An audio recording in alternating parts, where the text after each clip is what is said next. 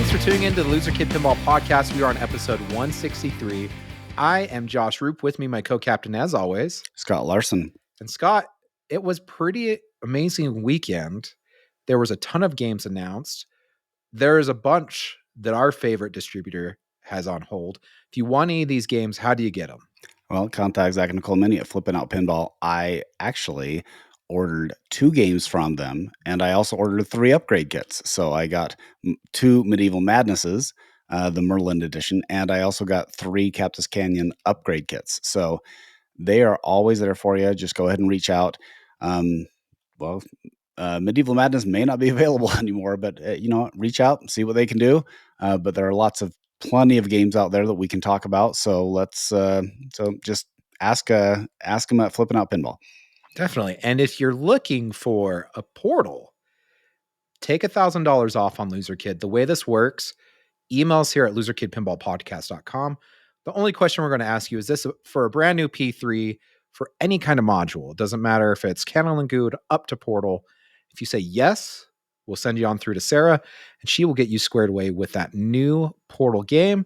And one word of advice: if you don't qualify, don't berate or attack. Yeah, this is for new customer. Like, it's basically try to get your foot in the door, a new system with a new playfield. And the caveat is this is the complete package. They're trying to help expand their footprint. So be nice to them, and we'll be nice to you. Definitely. You couldn't put it any better way. Scott, I want to give some updates to our fans, for our friends, for those that have been listening to the podcast for a while now. One person we met this week was Pinball Pursuit. I want to give a shout out to Cameron and his wife, Jayanne. Very, very nice people, live in our neck of the woods here in Utah. If you haven't checked out their content on YouTube, definitely go check it out. It's something different that I haven't seen in pinball yet, and it's cool because it's coming from a perspective of a newcomer coming into pinball. Think Mrs. Pin without the swearing. Swearing was kind of fun with Mrs. Pin, but true. But to go back to Loser Kid, we have switched RSS feeds. We've done this seamlessly, and you probably haven't even noticed. You probably did notice that we accidentally uploaded the same episode twice. So our interview with the development crew for the new Portal game got uploaded twice, but that's because one is on the old RSS feed and the new one is on the new RSS feed. What does this mean to you? It really doesn't mean much. It just means that we've switched some stuff. SoundCloud wasn't doing it for us anymore.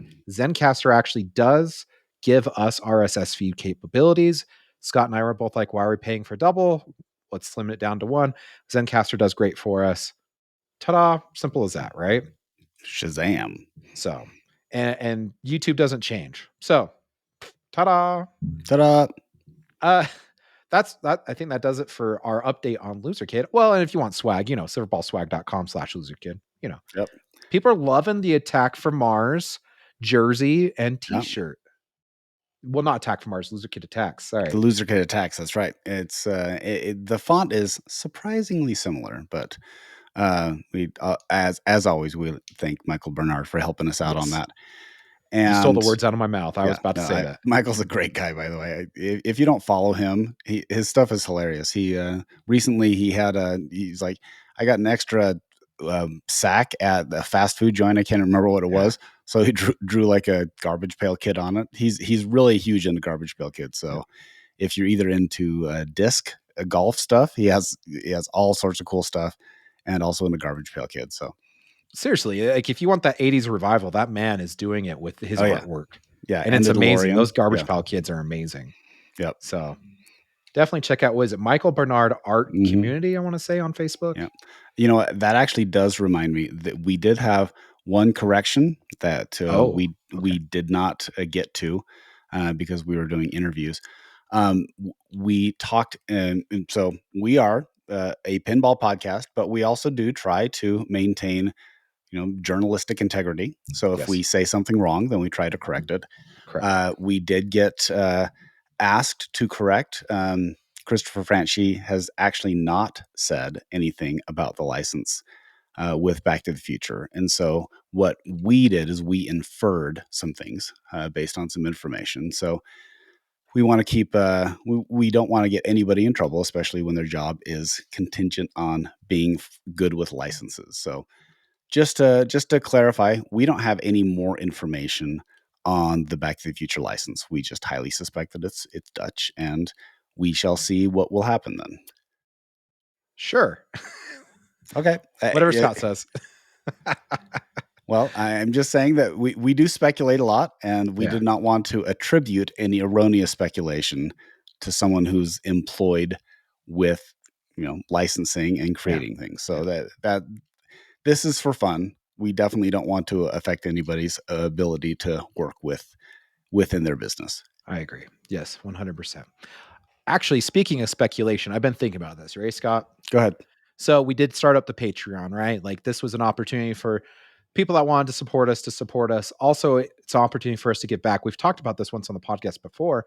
We talked about these media days that the manufacturers do, and we're giving one of you an opportunity to join us on those media days. The way that you do that is you sign up via our Patreon, and the higher the tier, the first right of first refusal you get. There's only one in the winter, kids. So they get to choose whether or not they get to go with us. There will be a small fee. I want to warn of that because I don't want to shock anyone when we do say, hey, by the way, we do have some costs that are incurred with this. But if you want to check that out, but the reason I bring up speculation is, well, it's the ability to join us. Correct. We cannot pay for your trip. So exactly. Yes. So, but one thing is there's a lot of speculation going on right now with the next game being Keith Elwin. The last pinball show, Zach Meny had mentioned that the last half of April and the beginning of May do not have anything in the production schedule. Interesting. And usually when something's on the line and shipping, it's because 2 weeks before they announced it. So my speculation is with Nap Arcade's confirmation that Elwin's next game is King Kong, something of Mystery Island. I can't remember exactly perfectly. Because that was what the licensing trademark was from Stern. My guess is either this Friday or next Friday, we get a teaser trailer for Kong with a full release the Tuesday after. Or it's like what they did with D&D. They do a teaser on Tuesday with a full reveal on Friday. Yeah. So either way, we may or may not know more, but either way, we have a good relationship with Stern, and we will let you know when we know. Definitely. This is all educated guess. We have no behind the scenes as much as I've been asking, and I wouldn't tell you if we were told, because we'd like to keep our relationships nice and on the up and up, right? So, but that is my educated guess on our speculation, and we'll get more to that a little bit later. But let's talk about TPF. It just happened this weekend. It sounds like people had an insane amount of fun. Shout out to all of our friends that went. I felt bad we didn't go. Shane Told from the Nudge cast was down in the tournament, was slaying it. He was wearing our hat, just destroying everyone in the tournament. The Triple Drain guys were there. Kerry Hardy was there. I mean, who else? Eclectic Gamers, Dennis and Anthony. It just sounded like a party. Well, if you looked at all of the pictures that were uploaded by Joe, you saw like basically all our friends were playing pinball, and we were working this weekend. So, So I was hoping to be there, but I had to work Friday night, and so I would have had to fly in Saturday morning and then fly back Sunday night. And right now it's nearly impossible for me to get time off work due to many business related things, not on my part. So it's just hard for me to get off work. And Josh lives in Dinosaur Land with the fossils, and it's pretty hard to get transport in and out of there. Which is exciting, though. We get a second airplane flying out of Earl now. I have 2 different options. How amazing is that? That's amazing. That is amazing. What I noticed you were posting kind of as announcements were happening this weekend. I was trying to help our friends out and relay things going on. Yeah. You were posting so well, and I was posting so well that people are like, man, we wish we were down there with you in Texas. And we're like, me too. We're not in Texas. Yeah.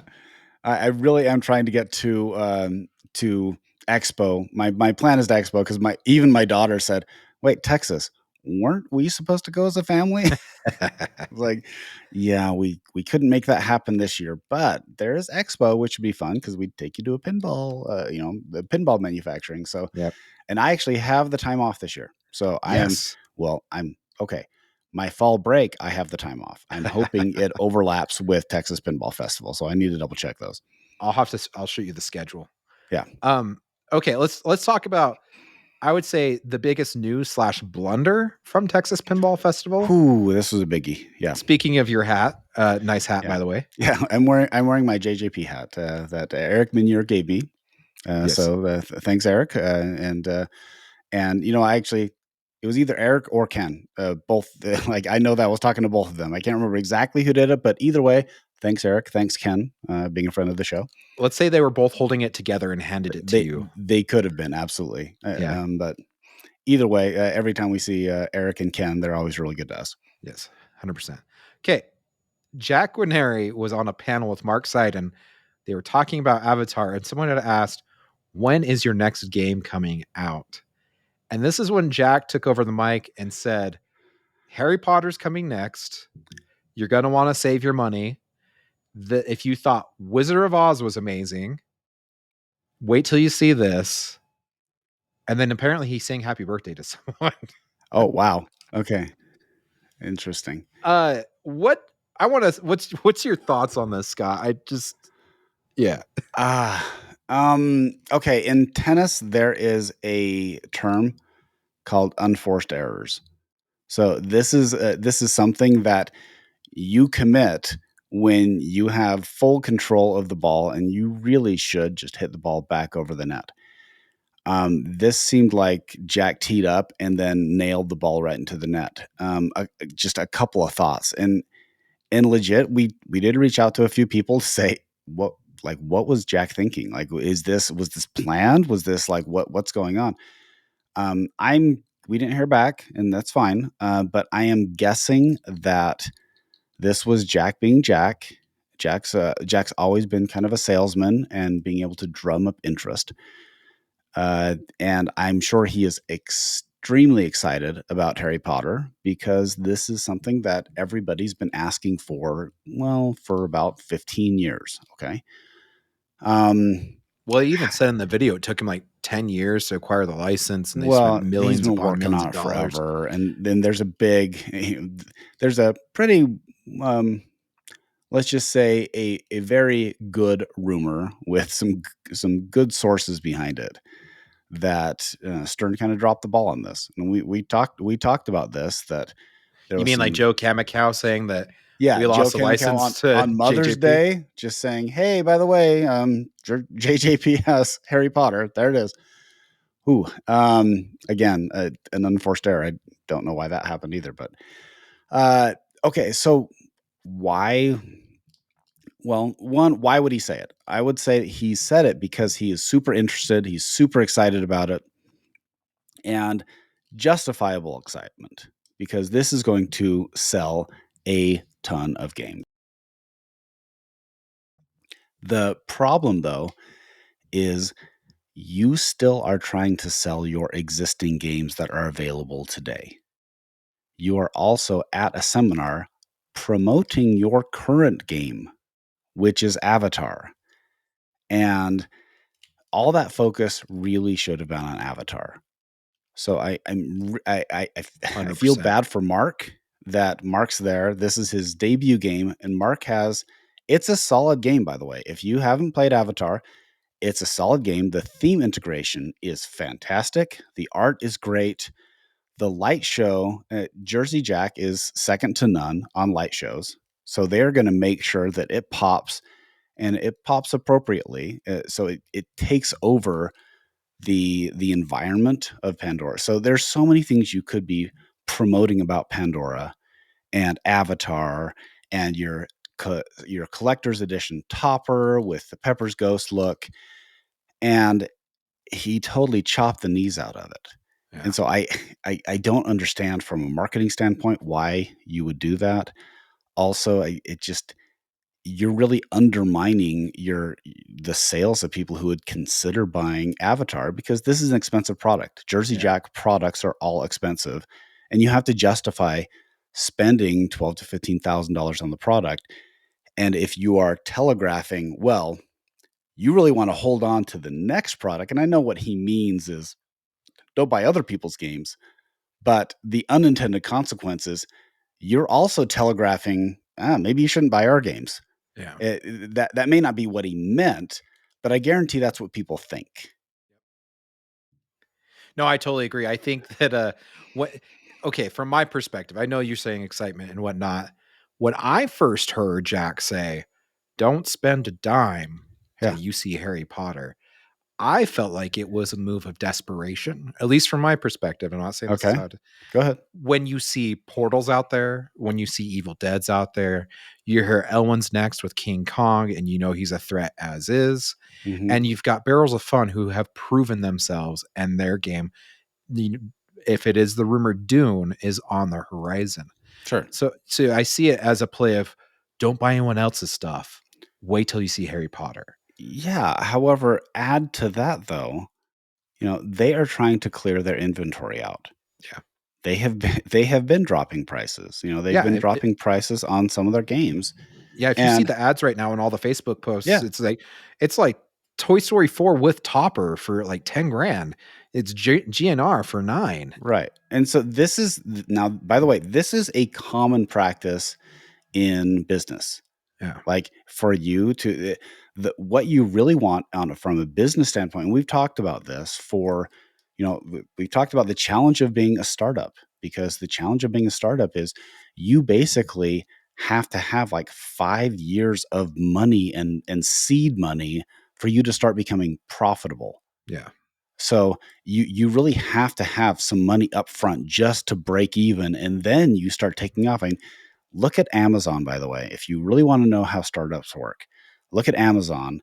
And it started as him selling. Now he Jeff Bezos is a smart guy. I Yeah. believe he left Princeton, and so it's not like he was a dummy who said, "Hey, I'm just gonna start selling books." Like, he knew about business, but they didn't even break even until well past the fifth year. And so when you're doing something like that, you typically have to make some compromises. So a lot of times you don't want to sit on old inventory because that Yeah. costs money. So you're paying money in storage fees, you're paying money in everything. So you really want to have a pass through of probably 90 days, 30 to 90 days on your supply. You definitely don't want to be holding on to things for a year.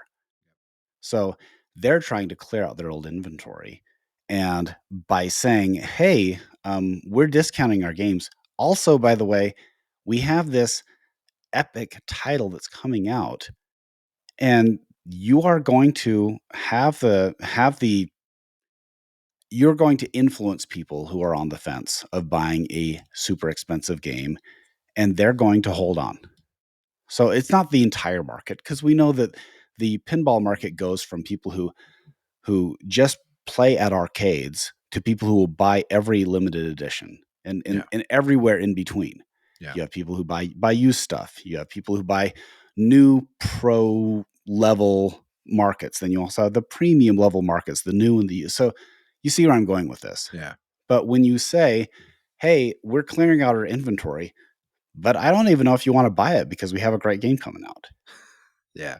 Like, it completely undermines what you're trying to do as a business. I totally agree. It was a blunder. I Yeah, don't know if I know people have been saying this behind the scenes and whatnot. Jack is getting old. I wonder if it's time to stop having him maybe. do discussions. I love Jack to death. I love sitting down with him, talking to him stories. Some of my favorite pinball memorable stories are sitting down with Jack. Um, but this isn't the first time that Jack has done something of this Yeah. magnitude. I know that like he is the founder and whatnot. Maybe it's time But though, and be more of a well, behind the scenes kind of person. you still need to have your messaging consistent with the goal of the company, True. right? And so Yeah. if and who knows, maybe this could just be like one other instance where, hey, people are talking about Jersey Jack. They're Yeah. talking about it, which, It is. hey, They are. it's in many instances you want to be relevant. This definitely Yeah. keeps you relevant. And there is the possibility that people say, hey, They have Harry Potter coming out. Oh, by the way, they've done a really good job of theme integration on Hobbit. They've done a Yeah. really good job of theme integration on Avatar. Maybe while I'm waiting for that, I'll buy that. So there is a possibility it could go another way too. Yeah. It's I'm hoping it turns out for them. I'm just really concerned by the fallout of it. Same. Not much else we can talk about with it besides that. Yeah. We wish him luck. I know that we've reached out with Ken Cromwell, see what, you know, if we can have some people on, talk some stuff. Yeah, we Maybe wanna we can, talk about Avatar. We've yeah, played Avatar. yeah, Avatar's a fun game, and it's super immersive and in keeping with Jersey Jack coding, and it has a billion modes in there. yeah, So it is a packed game, which is an achievement unto itself. yeah. I agree. All right, let's move on to, 'Kay. I would say, maybe one of the highlights of TPF, at least this is what I'm hearing, Portal. People actually got to get their hands on this game. There was the standard and the extended edition down there from Multimorphic. Yep, Uh, they had the whole development team down there helping out, coaching people, running through rule sets. If you haven't listened to Triple Drain's most recent episode, I would highly recommend it. They talked about in depth yep, a lot of these games because they got hands on. Also, if you haven't subscribed, if you haven't liked, they did have to move RSS feed as well yep. because of, they talked about in the last episode, the pinball network is kind of dissolving, and so Yeah, in good ways, by the way. I mean, we're yeah, friends with all of the podcasts there, so yeah, we wish everybody nothing but the best. I think they're just figuring it's easier just to go independent. Like correct, everybody having their own, their own dedicated feed, which I yeah, think is a smart move. definitely. And so, anywho, go check out that episode. But they did talk about Portal in depth. And I think personally, the aerial tricks look really cool. Um, the people, I think their only complaint was is that right ramp on the extended edition sometimes wouldn't come all the way down, but Right. something you Hmm. can fix in coding. I mean, it's something that they've got a little time to fix, so why not? It's great to get It's feedback. it's a prototype, and Yeah, remember that. It's even the and this isn't a huge issue that they could figure out. And it could just be that there's only so much you can do because you have a ramp descending onto a screen, right? But the screen has a lot of protective stuff, and so I'm sure that they'll be able to figure out a better way of implementing it. This is one reason why I said it always was challenging with Jersey Jack when they had Pirates of the Caribbean because the prototype, they sold so much on, hey, it has a triple spinning disc, which by the way probably didn't do much yeah, for the gameplay. It was a cool idea, cool feature, but when they announced that they were taking it out, they still kept sending the prototypes with the triple spinning disc to shows, yeah, and I thought that was that didn't help their cause. Um, this is probably just a little different. This is a ramp fix that Jerry probably gets a lot more in because think about more people played Portal in the last weekend than they have in the entire development cycle. yeah. Yep. Well, and one fan of the show, Matt Benzik, he posted on our Facebook. He got to play it. He absolutely loved it. Can't wait to get his. He's already in on one. Hmm. He said having Ian and Steven talk about the rules, lore, and shots between games made the game feel a ton better. Once I Hmm. knew what I was doing, it's enjoyable to stack 2, 3 random people in a line and have conversation about the game, what they wanted to shoot for. The shots felt good. There's some challenging ones, but it doesn't feel like there's any unfair rejects that could end your ball for just barely missing a shot. Yeah, I mean, that's pretty high praise when you're that's good. doing a layout and stuff too. I It if you listen to the triple guys, triple drain guys, they were talking also about how the deluxe version or the plus version, the it extended, does, yeah, the extended version, it actually does extend it down beyond that back third. So it feels a lot more like a typical pinball machine yeah, that is not limited to the back third. So this was a huge step forward for P3. yep. Well, and even that whole, I mean, one thing they talked about that they don't think that had ever been done in pinball before was on the left side. If you look back at the trailer, or whatever, Hmm. the wall actually becomes like a flipper. Yeah.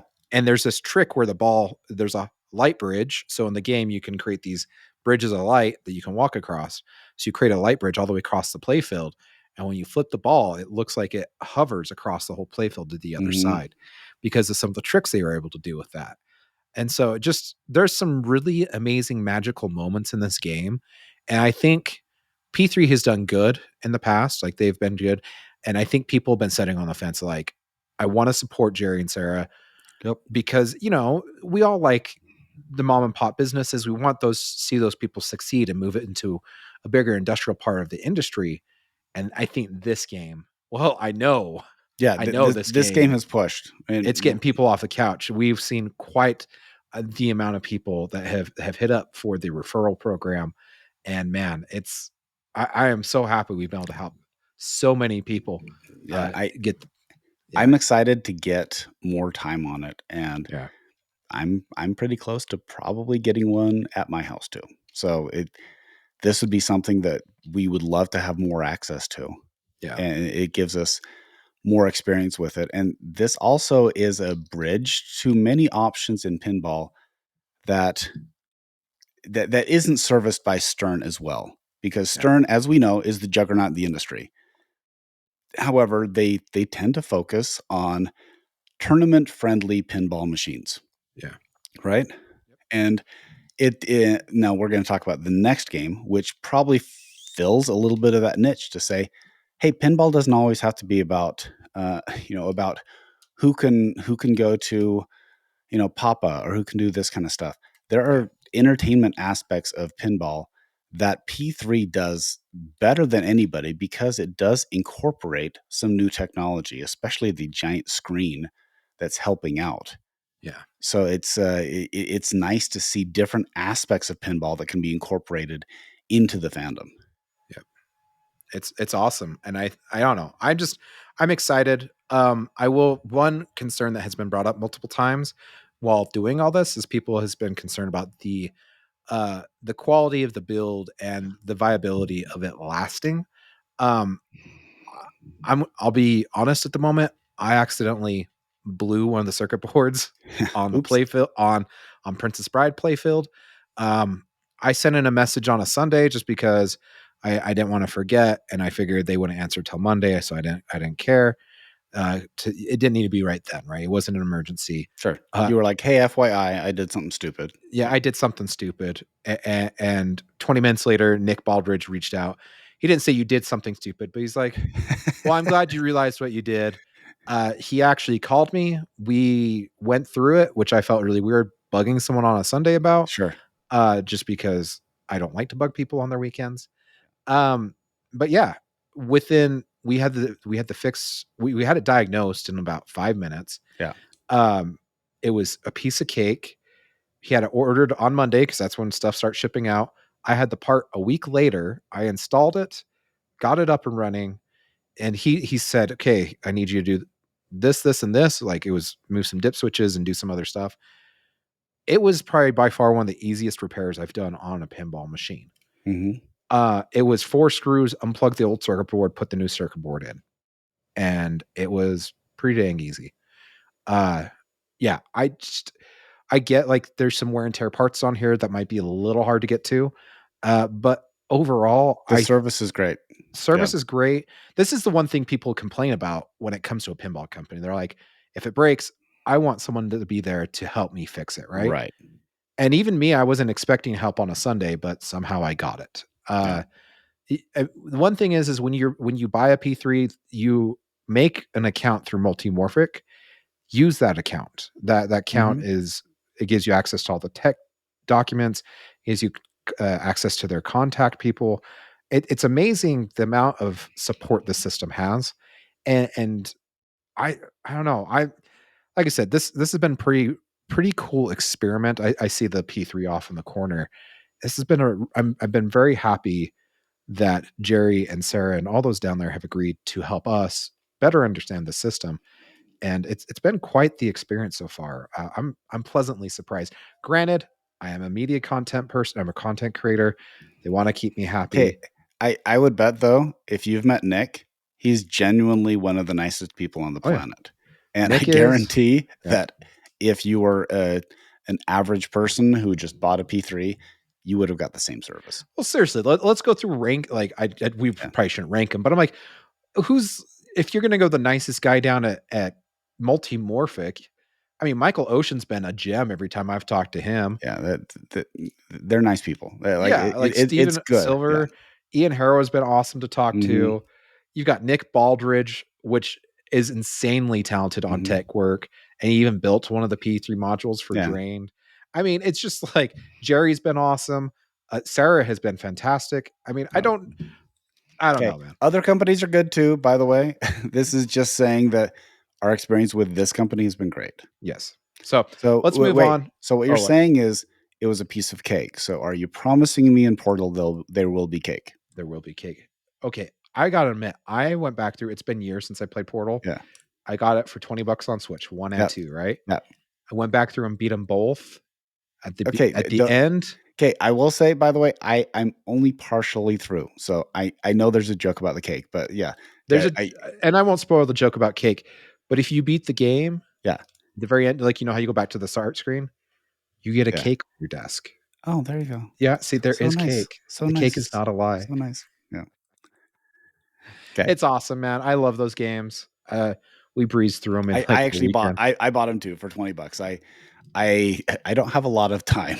I'm chasing kids around a lot, and I'm a lot working a lot, but the You're like, I'm gonna go lay down in the back yeah. room at work because Well, I need sleep. yeah.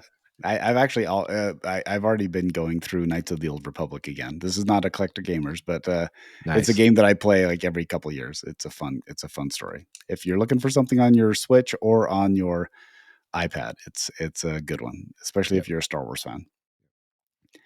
Okay, next. Okay, this leads right into what I was talking about: finding niches in pinball that are not fully fulfilled by Stern. And by the way, this is not a denigration on Stern. Stern has absolutely amazing products. They typically cater to people who are quite quite immersed in the pinball culture anyway, right? Yeah. Like people occasionally will buy a game based on a theme. Like my cousin, I went up to her house. She has a beautiful house, and I looked downstairs and there was a Ghostbusters. So that they buy things on theme, but I guarantee they don't have much in way of playing, or even I doubt they've even updated the code. I've even told them, hey, I'll just go and update your code. But the next game that comes out with Turner Pinball is Merlin's Arcade. Now, Josh, I want you to tell me what is your first impression on the theme of Merlin's Arcade? First impression was as I was confused Okay, okay. because Merlin Edition Medieval Madness was released and Okay, yeah, and we're Merlin's gonna talk about Arcade that was next. released, Yeah, and they don't were bury the all lead. released Yeah, within 24 hours of each other. yeah. And I was like, what is going on? Okay. Um, what I will tell you about Merlin's Arcade now, if people who have young kids, they're going to see exactly where I'm going with this. Josh, have you ever been to Great Wolf Lodge? No. Okay. Do you know what Great Wolf Lodge is? Yes. Okay. So it's basically it's has like some water slides. It's kind of a water park slash hotel that has some loose theme integration with but it's catering to kind of the bluey crowd, I guess. So you're Yeah. thinking of like the the younger kids, maybe like you're talking like 5-year olds to maybe 12. Okay. Okay. And so when I saw the Merlin's Arcade, I looked at that and I thought, actually, from a theme standpoint, this is exactly where Turner needs to be. You know how we talked about before. Companies find their audience. They find what they are going for. Yep. Stern definitely knows their audience. They know what they're going for. They're going for the casual to hardcore pinball player. Okay. Jersey Jack is going for the elite collector crowd who wants like the prettiest game that has deep code. It's fun. Then you have like CGC that knows what they're shooting for, and Spooky definitely knows who their audience is, right? So on Yep. top of that, now you have Turner Pinball, who's secretly trying to capture that Super Mario Brothers crowd, where it's, like the Super Mario Pinball, where you're like, you know what, it's an okay game. The theme is not too it's very accessible, but this is something that everybody can get to and play and have a good time without being completely destroyed on. And I would argue that this is where Turner Pinball is trying to find. They're trying to find that ground for, hey, I have a game here that my kids are going to really love and have a good time. And it's not going to be as punishing as like a John Borg game, right? This is not John Borg Teenage Mutant Ninja Turtles. Yeah. This is a fun, accessible layout where people are just going to have a good time. What do you think about my assessment? I think you're spot on ish. Okay. From the feedback I heard with the actual play of the game. Okay. There's a lot of rattle. I think if you Okay. like Deadpool, I think Deadpool kind of gives you an idea of the game isn't like a flow monster. It's definitely like No. ricochet and react kind of thing. I think also, um, so when it comes to kids and stuff like that, they might be a little forgiving, but if they get frustrated with the game and they feel like they're not accomplishing stuff on the game, they might not go up to it anymore. Um, I do see though, like the way that it's colored, the way that the Mm-hmm. artwork's done, Just the theme. What do you the think about theme the theme itself, now? yeah, it definitely gears towards family, towards children. Um, yeah, I just I wasn't super impressed by this. I feel like Ninja Okay. Eclipse layout was better. Okay. I find it unique that they had John Norris do the layout. John Norris, I feel like has some good games in his catalog. I actually was a fan of High Roller Casino, which was his last commercial game he Mm-hmm. did, which was for Stern. It's just unique. It's a different game. It's not Mm-hmm. something you'd see. It's not very run of the mill. Um, but you can definitely tell that this is a rehash of Golden Q he did for Sega back in '98. Yeah. Um, It's a resurrection game. it is. It is absolutely a resurrection game. Golden Q only had what, a handful of them made. There wasn't a ton of them produced. Uh, but the thing is like I just I didn't get hands on the game. Those that I did said it was okay. Sure. I think Turner is going in the right direction with their technology and the way that they're doing stuff. I think that's why Mm-hmm. people bought in on Ninja Eclipse at Expo. That's why they were able to sell the Sure. rest of them out. So it's interesting to see where Turner is going to go from here. I think Chris has some good ideas. Um, I in my opinion, this is a soft A base hit? hit, A base hit? maybe a base hit, Okay. especially where 2025 is wrapping up to be an amazing year for themes. Sure. And the only thing that's going to be holding back these pinball companies are their code and their layout. You've got the themes. But I would argue, I don't think Turner is selling too much on layout. I think they're selling for theme, and this is definitely an accessible theme. It's not, it's not a horror theme Yeah. that is going to be over the top. You're not going to be, you have something a little different, and so I can totally see this fitting into a, like a grandpa game room where he's like, I just want a fun thing for my grandkids to come over and play. I And agree. there are a lot of people who don't really know a lot about code. I mean, Yeah. I had a Simpsons pinball party for 3 years before I even knew what modes were, because I was not good at pinball. Well, and here's the thing too, is like going the original theme route, I think is very, very dangerous. It is. I Yeah. get that like some of the best games that have ever been made were original themes and Attack from Mars, Yeah. Medieval Madness. I mean, Monster Bash is a licensed theme because it's Universal Monsters, but Yeah. still, I mean, Cactus And Canyon's okay, a great Medieval game. Madness is the holy grail. I mean, come on. It's just it's a coded version of the Holy Grail. Come on, it's a joke. You mean Monty Python, the Holy Grail? Yeah. Okay, okay. Yeah. What did you think I was doing? I Like, thought you were talking about like the actual like Holy Grail of pinball oh machines. no, no, no, I'm sorry. Monty Python and the Holy Grail. I mean, Okay. it is that. It And is. so But here's my thing.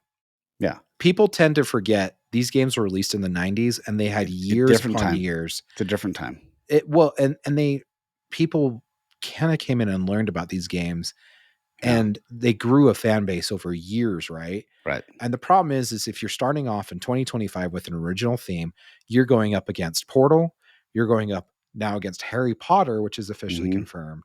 You're going up against King Kong, which is a theme for me that I'm like, it kind of Okay, falls in the Godzilla category. I would argue Elwyn's the theme. King Kong's not Elwyn's the the theme. theme, Elwyn is the but theme. Godzilla and King Kong are selling. I mean, Yeah, no, yeah, these they are. movies are Yeah. doing great right now. It's a good theme to latch Mhm. on that I think that will pull a Godzilla, especially if it's designed the way I'm hearing. I mean, it's Elwyn, so Yeah, you sure. know it's going to be designed well. The code's going to be fantastic right out the gate. Um, Well, I mean, I also have a Metallica over my yes, shoulder, and I would not have paid $13,000 for Rock Band. You know, it's I okay. uh, well, okay, would you? Like for a generic Rock Band? Oh, I get what you're saying. I'm like, I thought you meant like Rock Band, the video game. No, no, no, just like, I get you. just basically a Like no-name Punk. Remember theme. when Gottlieb did Punk and it was Yeah, just yeah, I would not or know. Bad Girls or something, you know? Yeah, yeah. You know. So, no, but you see what I'm saying is like, Oh, 100%. it's hard to gain You traction in this today's environment when yeah. you have a ton of themes that are killing it right now. And I agree. This is definitely a calculated move by Chris. This seems to be, I agree with you, a base hit that will continue to move the company forward Yeah. with the anticipation that they probably will transition to themes that are appropriate to the audience they're trying to reach. So, my question to you, I had this thought over the last couple weeks. Okay. Would it be worth it? Really the market is more home based than it is Okay. location based. But the wonderful part about location based is it gives people an opportunity to play these games they wouldn't necessarily play otherwise. I know that location isn't making bank on these games. We've talked to many operators, and the problem is they say if we're spending anywhere from $7,000 to $12,000 on a game, it's just hard to justify going on the expensive route. Do you think it's time that there are certain sponsored locations throughout the nation that essentially get the game on loan? I know it gives a disadvantage to the other operators, but if you're trying to grow your business and you're trying to grow your market, the best selling tool is the machine itself and getting hands on the machine. Yeah. So, do you think as we move into the future that there should be sponsored locations that receive a game for a certain amount of time and then it moves on to the next location or gets shipped back and sold as a used unit? Are you saying like a loaner program from Stern or maybe like a promotional program, I guess? Yeah, Is that what you're thinking? something like that. Similar, like this operator will have. I mean, obviously Metallica sold units, so it's Right. not something they have to ship out. But like, if you're having a hard time moving John Wicks, you already got a ton of them sitting in your factory, or Sure. Venom. You say, hey, Keto's Brewing in Salt Lake City, Utah. We know that you already buy our games. We want you to have a John Wick on location. We will give it to you for a couple months. We will throw some promotion behind you and giveaways and stuff like that to help push this product. You see what I'm saying? Because operators are Yeah. even getting more and more picky of what they buy to put in their arcade because they don't want to buy a flop. I maybe, I guess I'll put this as it's a possibility. Here's the challenge that Stern is having. Okay. Stern actually the only thing they sell directly is a few limited editions That's that true. Yeah. they have held off, okay? Yeah. And they sell those off and they can, I don't even know how many they have. Do they have 50 of them? 50 out of 500 or 20 out of 500?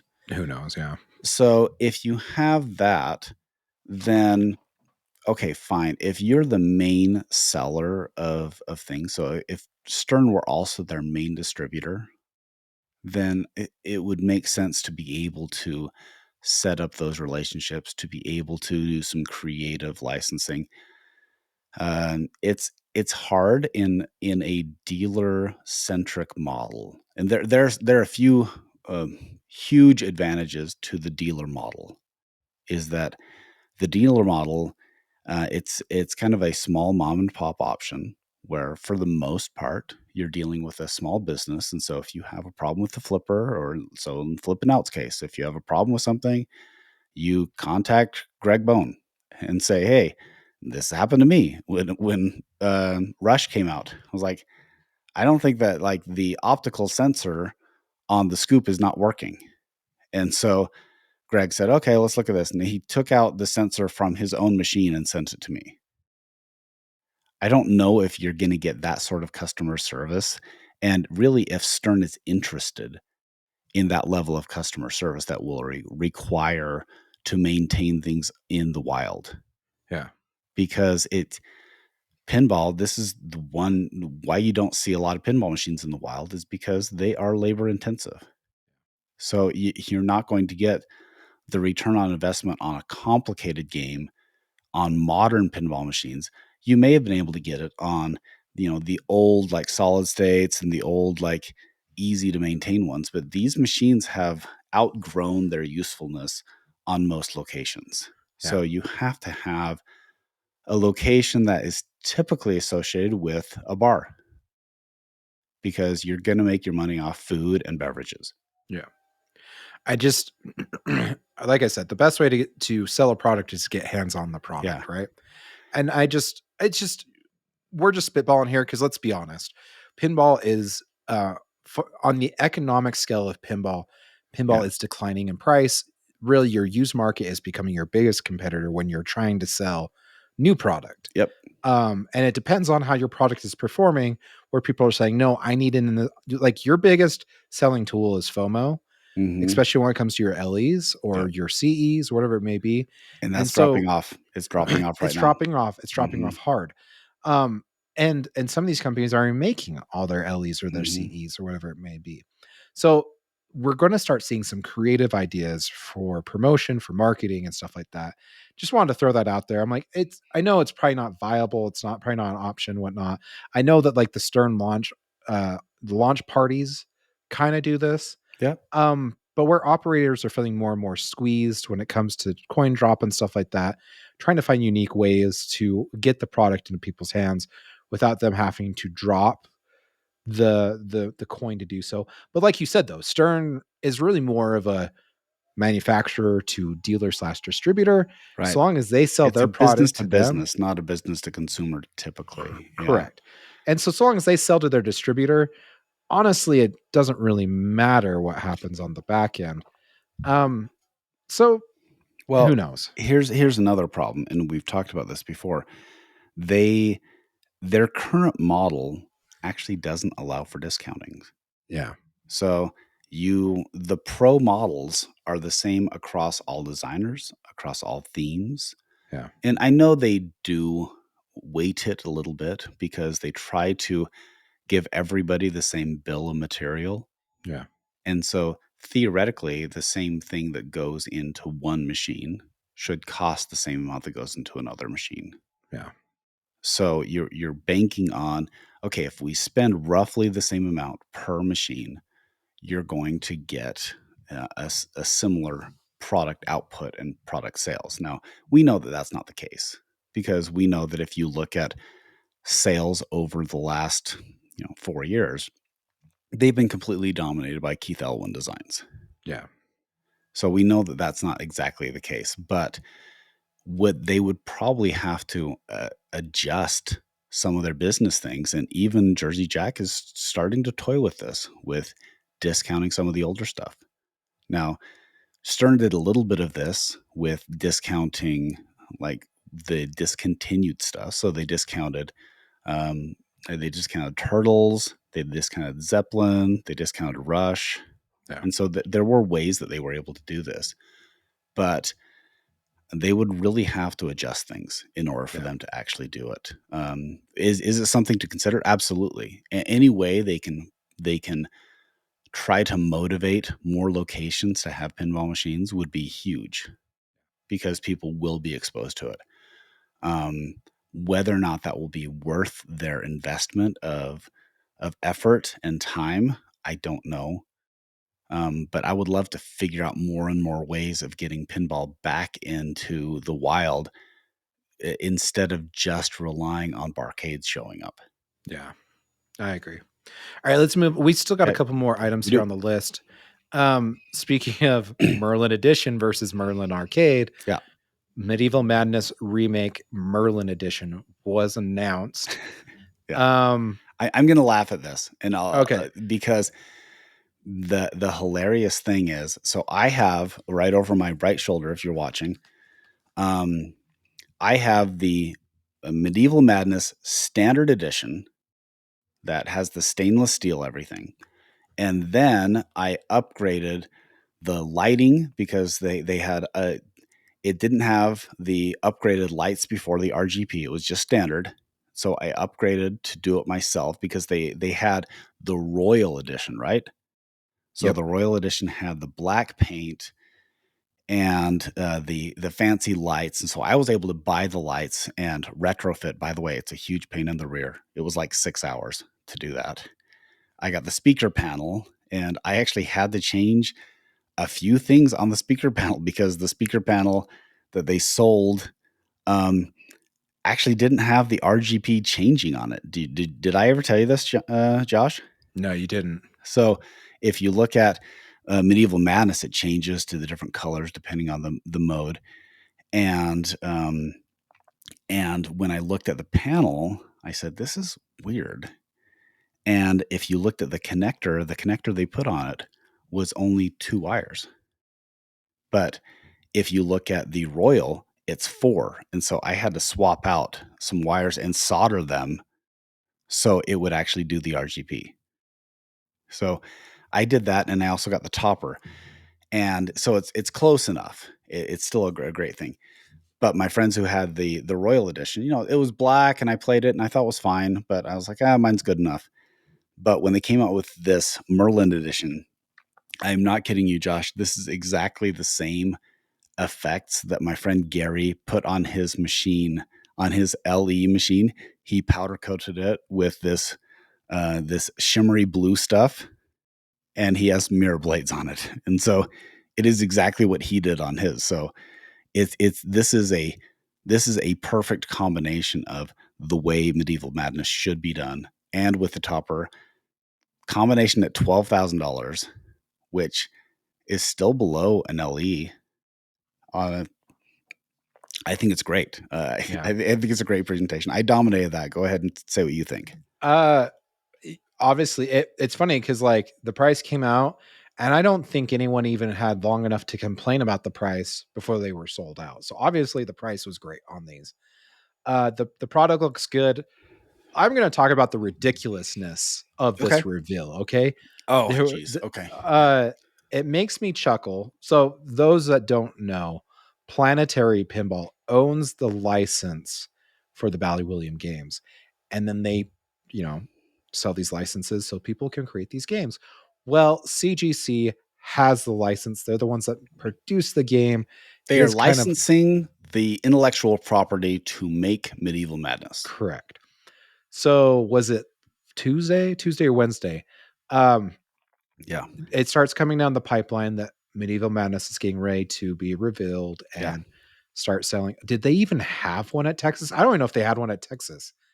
Uh, What? A Medieval Madness? yeah, the Merlin edition. I Yeah, they don't did. think they did. Oh, they Yeah, they did? did. Yeah, they did. Okay, They okay. don't you remember Kerry Hardy was watching him set it up. Oh yeah, yeah, you're right. I Yeah. So, apologize. so Yeah. go to Kerry Hardy, by the way, friend of the show. Kerry Hardy has a whole thing where he was there filming it while they were setting it up.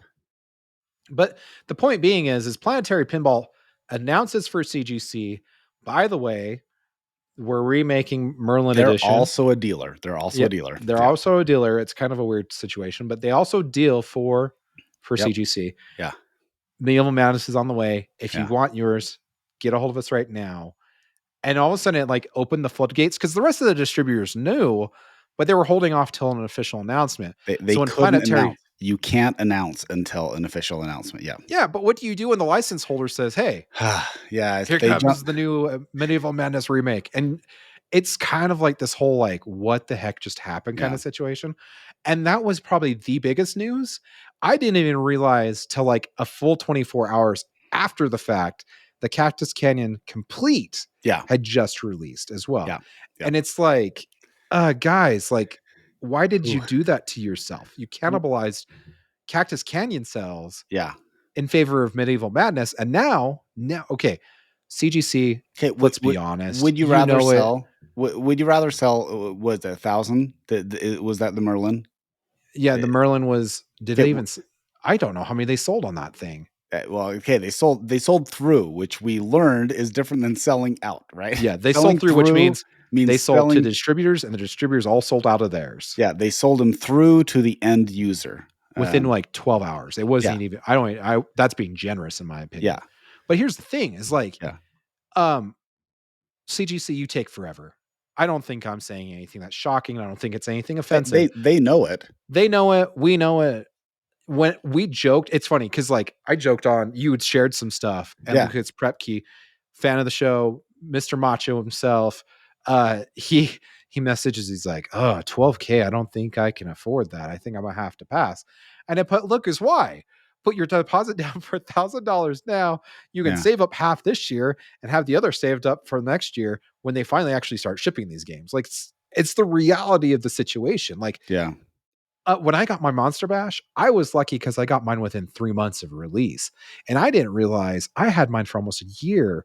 When I was talking um, the distributor I bought from, and said, "Hey, what's like, what's going on with the LEs? People aren't getting theirs." He's like, "Josh, you got to realize because you had the numbered program, you were one of the first to get it, and then they held off on building them for like a year." So it's like, Okay, oh, I wait, did not realize wait, this. wait. Which one was this again? Medieval the Monster Bash LE because I had Oh, Attack oh, from that's Mars right. LE, Yeah, the 119, and so I got the gotcha. number match for Monster Bash That's 119. right. Yeah. Which I wish I sold those off, but it is what it is. Anywho, it just let's be honest here. You have now tied up $12,000. Hmm. You've done a deposit. Now people are going to be like, okay, now I got to sit on this cash for the next who knows how long for CGC to produce these games. And then you're like, by the way, we did Lyman Code Extended. We have Cactus Canyon SEs that we can ship to you for 10.5 is what I saw for the topper, the SE, and the upgraded kit. That's a pretty good deal in That's a my pretty good opinion. deal. Yeah, At that's a least good deal. at That's a good least that's deal. what I saw one of them floating around Yeah, for. that's a good Uh, deal.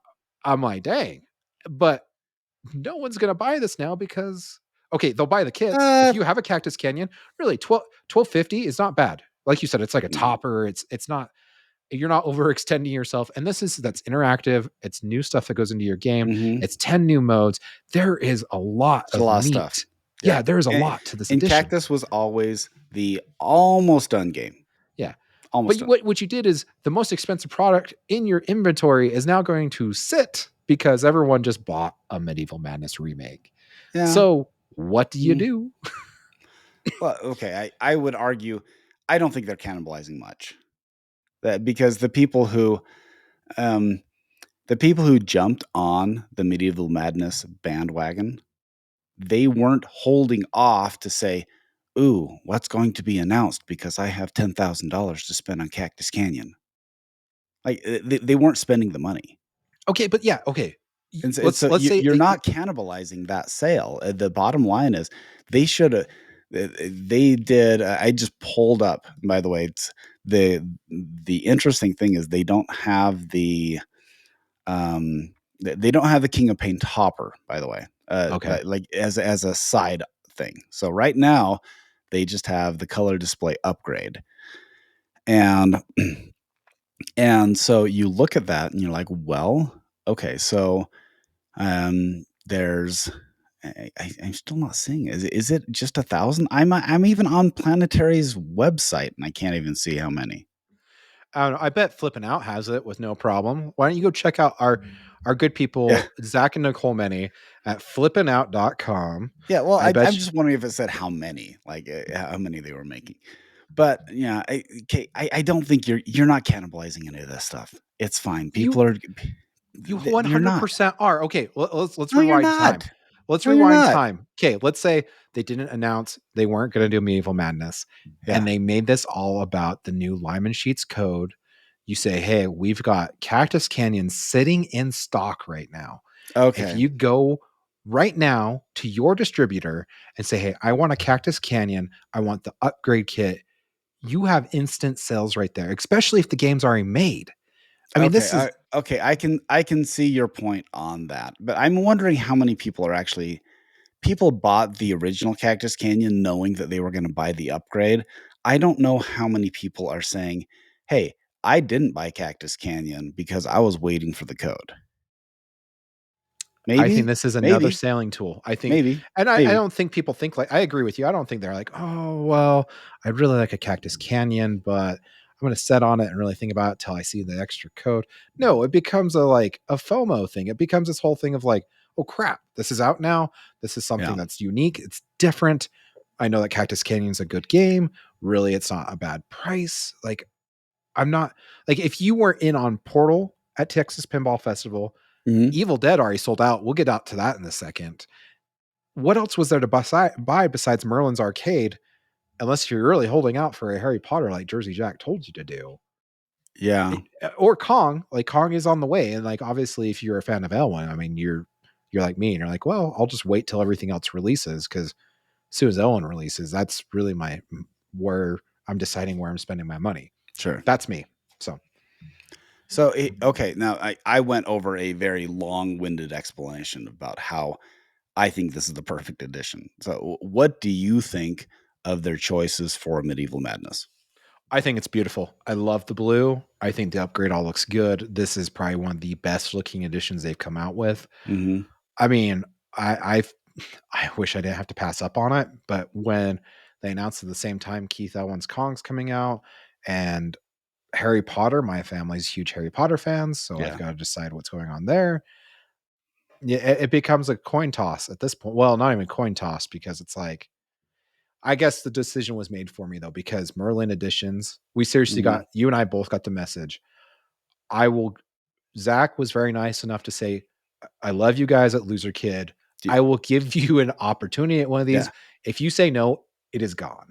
Yeah. Yeah, I paid for it, by the way. Like, so I paid full price, and this was, but I did, and I ordered one for one of my friends was looking, and he's been on the list for 2 years. Yeah. And I actually picked one up too because I have a rental property and I'm considering putting my old one in that one and keeping the new one. Yeah. But that's it looks great though. And I wish that CGC would, well, and maybe even Planetary Pinball. Like, seriously, guys, you're sitting on an instant sale. Like, make 5,000 of these, the standard editions. Yeah. Price them at $9,000 and you'll get it. Yeah. So it's Obviously, they sold out in 12 hours. It means they didn't make enough. right. There's a There's a demand for them. there's demand. There's demand. Okay, Yeah. the biggest crime. I know this is a side tangent. The biggest Right. crime in pinball right now is the Yeah. fact that CGC doesn't want to upscale enough to sell. They could be selling out of these games. There should have been no reason they shouldn't be making a remake at least once a year. I mean, they could be on Well, par with now you're saying competing. Medieval Madness because I don't know if it because they obviously have Cactus Canyons waiting around so people can buy those. Okay, Monster Bash, I don't know if there's any just waiting in a warehouse. they're Attack from not. Mars, I don't They know all of sold any. out. Yeah, They're all sold there's no out. Attack from Mars in there. So I do understand them saying, "Hey, we want to keep this as like an instant buy," and that's smart. Smart. But it's they really should have sold like 3,000 of these standard But you could be editions. doing a remake once a year, and then the ones that don't sell out, Yeah. do what you need to with them, and then you keep tabs of the ones that sell out in 8 hours Hey, flat. You know what I'm saying? in fairness, I will always declare that I do not know the nuts and bolts behind the manufacturing. There is a tipping point where, it's best if you have a demand for 1,000 things to make 999 versus 1,001. So they obviously are doing something right with selling what they want to produce. So I'll at least give them, yeah, at least the benefit of the doubt to say they may be more in tune to what the supply chain is and what the demand is than Yeah. we are. I just don't understand why they don't make, 2,000 standard editions because they would sell out. But my point like, they could. That's the whole point of this exercise is, like, they've I don't got know the if they can. quality. I don't They I got the don't know. quality. They have the The quality, games they are don't, amazing. They but they look have never they've taken made. a 30-year-old game and made it modern. It Yeah. just they've CGC is on top of their game. The only thing they're falling flat on is delivery time. Okay, but why Which is that? Like my understanding they is obviously there's don't wanna increase their production. They don't. They're happy with what they're making. I think it's production, and I think there is a level of perfectionism Could be. that is expected out, not of us as consumers, but out of that factory from Sure. the employers and the president. Yeah. That's as Okay, I far as in depth as I will go with it. sure, but I'm just saying that is their choice. Their Yes. choice is to make that much. Yeah. But there is no other pinball company outside of Stern right now that is poised to grow. I don't even know if Stern's hit their ceiling and they're looking for ways. I feel like CGC is poised to grow. And I think the problem is they've shot themselves in the foot now because Yeah. Planetary Pinball is pushing licenses out to other manufacturers. That's why we saw Haggis Well, they're ended up with making them Centaur. available anyway. Yeah. Yeah, Fathom. And now Pedretti via the Yeah. pinball company has Funhouse Yeah. and possibly more in the pipeline. I think Pedretti did announce that they have more licenses in the pipeline. Mhm. It boggles my mind when you have such a good product, Yeah. but you're not producing. Well, okay, so this gets to another point, and we actually haven't brought this up yet, but they're still getting the Pulp Fiction LEs out, right? Yep. Yeah, and so now one of the big sellers of Pulp Fiction was the topper, right? Because the Yeah. topper is really cool. Now we didn't we talked about this behind the scenes, but we forgot to bring it up. So there is, you remember we had the Electric Playground on, Yep. and they had their version of the Attack from Mars topper, and it's cool looking, and it has little like screens on it, and Godzilla has that too. Sorry, I think Godzilla is the one with the screens, but Attack Yeah. from Mars is a cool topper too. Yep. Yep. And they also have a Pulp Fiction topper that has, it's kind of fun. It has like a ball. If you've seen their Twilight Zone topper, which is what brings this up, because Twilight Zone's been the next rumored title to be made sometime. I know. Yeah. But the Electric Playground, they have a Twilight Zone topper, which is really clever because it has a ball that goes through a trail, and they have their version of a Pulp Fiction esque topper. Yeah. So yeah, go take a look at it. I have no idea how much leeway they had to make it look as close or as close enough. Um, I but do wonder if they paid for a license for this or if they tried to rub up against that copyright line as well, close as they they could. could. Okay, we don't know. We haven't talked to the guys over there, but We love Rob and Alec, yeah, man. They yeah, are great dudes. they're They are awesome great and they dudes. came on ours. And by the way, just so you know, the Attack from Mars topper was officially licensed. So Yeah. but this was an option. So if, by the way, guys, go check that out. Or if you're curious, email us and we'll send you to them and we'll figure something out, because it's a cool looking topper. Yeah, it really is. It really is. I just joked that like when you look at this, some people are complaining because you don't really get a face for Samuel Jackson or John Travolta Yeah, on but you it. know who it is. Just look at You his know who it afro. is, but that's Yeah, why I'm look at his like, yeah, afro. we either didn't license this and we're rubbing right up against that copyright line, or you were going for something Hey, very different. how do you license an afro and a wig? I mean, come on. Yeah, I just, yeah. Well, that's what I'm saying. Before, yeah. besides putting faces on, the one thing that my small criticism, guys, I think the topper looks fantastic, but I wish you would have found a way, because if you haven't seen this topper, Yeah. go check it out, electricplayground.com, or Google it. Sorry, I don't know if that's the exact I guess we'll find correct out. website. Sorry if you end up somewhere you don't want to be, or some kids get in trouble at school. Hey, that totally reminds me of when they when Wicked came out. Oh Did you yeah, hear about this? yeah, yep. They sent out the toys to tell people to go to wicked.com. Yeah. They should have checked to make sure that wicked.com was really where it was supposed to go. Let's just say it is not a musical website. It's not a family friendly site. Okay, so you've obviously got the guns pointing at you. John Travolta's holding the one, Samuel Jackson's holding the other, and there's a habit trail that comes out of one of the guns and back into the other. So when the ball Okay. shoots out, Just so you there's know, it's not Electric Playground, it's TEP pinball.com. But if you Google Electric perfect, Playground, you'll get it. Yeah. perfect. TEpinball.com. Like Thank you for the figuring that out. Electric Playground, TEP. Yeah. But it's really cool that they've got lights and sound synced up with this topper. So it looks like they're actually shooting it out of their guns. You get the bang and everything like that. My only criticism is it comes out one barrel and goes through the habit trail and back in the other gun. So it's like you get this really cool effect, and that kind of I feel like it kind of loses it. I still think it's cool. I think it's But cool. really, it's an amazing topper. Like if Yeah, that's your biggest criticism, then I there could be much worse. I think it's cool. I think it's Yeah, cool. yeah. Yeah. So I cool. think it'd be too much if you had 2 habit trails. Alrighty, we got 2 more things. Let's try and hit these. We're Okay. past our hour mark. We are, yeah. Let's talk about Spooky sells out of Evil Dead. Good for them. Yeah, Uh, amazing. it's Last 25 units gone. they have always nailed art, and they've always nailed going like both feet in Yep. for theme integration. So if Evil Dead is your bag, that it's awesome. Yep. It's a great theme integration. So shout out for them. Awesome work, guys, and continue it up because again, you have found your market and you're really good at it. If you want one of these, Zach was flipping out can probably get you one. He might have to beg, borrow, and steal. But man, that guy goes to bat for you. So Yep. if you want an Evil Dead, this game. So my understanding is for Texas Pinball Festival, it came down to either the Portal or Evil Dead. Yep. And it was kind of a personal preference thing. Portal was doing some awesome, unique things, but Evil Dead's theme integration was top notch. Same with Portals, but I just for most people, it's a great game. Like Evil Yep. Dead, I wish we have played it. We haven't got to have our hands on it yet. Yeah. It might be one of those things we don't see till Expo.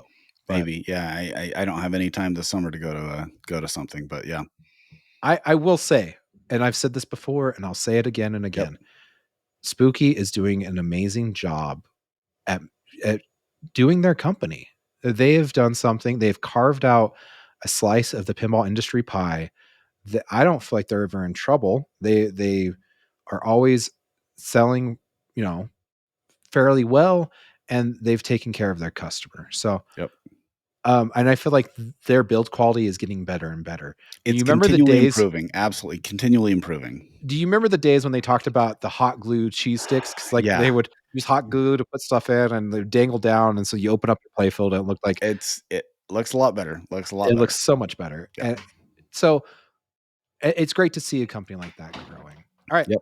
Last one, Barrels of Fun. We don't have much, but they did send out a very interesting letter that I wanted to talk about. Go ahead.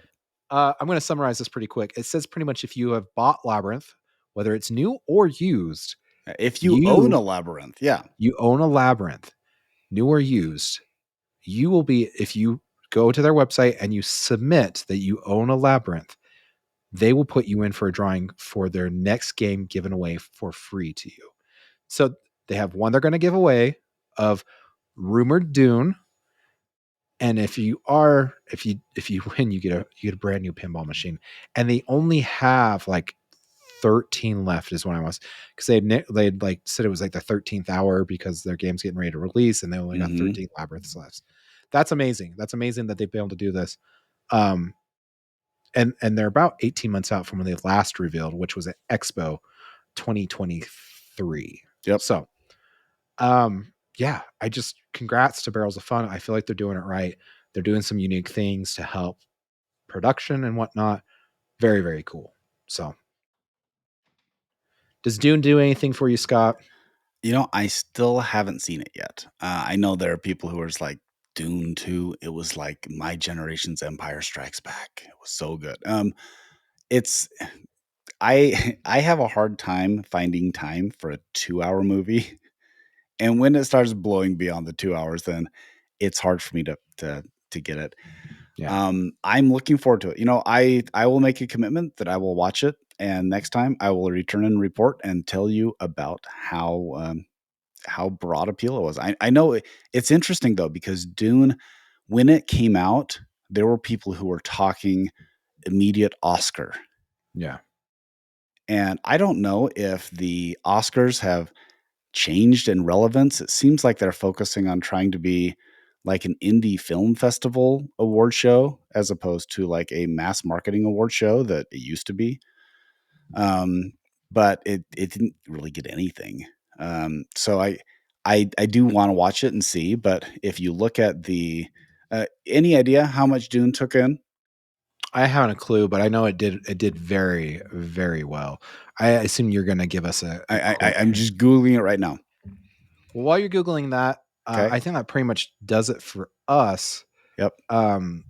If if you've liked what you heard, please leave a comment and stuff on our Facebook. Scott, do you have a number for us yet? I'm almost there. You're almost there. Okay. I want to reiterate, we are the content creator of this episode. If you haven't checked them out yet, Pinball Pursuit at Pinball Pursuit on YouTube. They don't have any socials or anything up yet, but check out their content. They're doing some pretty cool, unique stuff. And I want to see where they go with it. They've only been doing it for about 3 months now. Got about 10 episodes up, but they're pretty cool to check out. Okay, so according to IMDb, the worldwide gross of this was $714 million. That's pretty good. Is that both films or just the first one or the So second one? that's the second one. Sorry. That's right. I just looked at the second one. I should probably look at the first one. But Dang. I heard the second one was really good though. But yeah, I think if it would have hit the 2 billion mark, we would have known. The second one did better than the first one. The first one was 410 million. That doesn't shock me. Usually sequels do better than the original. Actually, usually there's a drop off. It depends on the movie. Yeah. Alrighty. You got anything else for us, Scott, before we sign off? You know what? I just want to thank everybody who went to Texas. And please, if there was something that you thought of that we missed, please bring that up to us again. And thanks again. Thanks again for coming. Definitely. If you want to get a hold of us, we are loserkidpinballpodcast at gmail.com. If you want that $1,000 discount on your new P3 Portal game. Also, if you just want to write an email or whatever it may be, hit us up on all the socials at loserkidpinball, whether it be TikTok, Facebook, Instagram, X, Threads. We're on all of them, and we are constantly posting to everything as well. And there is unique content, whether it be on YouTube or with our podcast channel or with our socials. So please go hit up, like, subscribe, all that jazz. Scott, give us our last words. You know what? I want to know what you guys thought of Portal, because I haven't played it yet. We've interviewed. It looks great. If you played it, please send us and let us know.